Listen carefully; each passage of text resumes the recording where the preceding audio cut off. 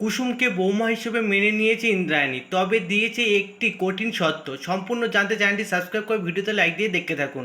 কুসুম সিরিয়ালের নতুন আগামী পর্বে দেখা যাবে ইন্দ্রাণী গাঙ্গুলি কুসুমকে জানিয়ে দেয় আয়ুষের স্ত্রী হওয়ার যোগ্যতা একমাত্র কুসুমেরই আছে, কিন্তু এরপরেই সে কুসুমের ভালোবাসার পরীক্ষা নিতে একটি শর্ত দেয়। ইন্দ্রাণী বলে স্বয়ং ঈশ্বর বা দেবী মা যদি কুসুমকে আয়ুষ্মানের জীবন থেকে সরে যেতে বলেন, তবু কুসুম যেন আয়ুষ্মানকে ছেড়ে না যায়। তখন কাঁদতে কাঁদতে কুসুম বুঝতে পারে এতক্ষণ তার ভালোবাসারই পরীক্ষা নিচ্ছিল ইন্দ্রাণী। তাহলে কি সত্যি কুসুমের ভালোবাসায় বিশ্বাস করলো ইন্দ্রাণী? কমেন্ট করে জানিয়ে দিন আপনাদের মতামত।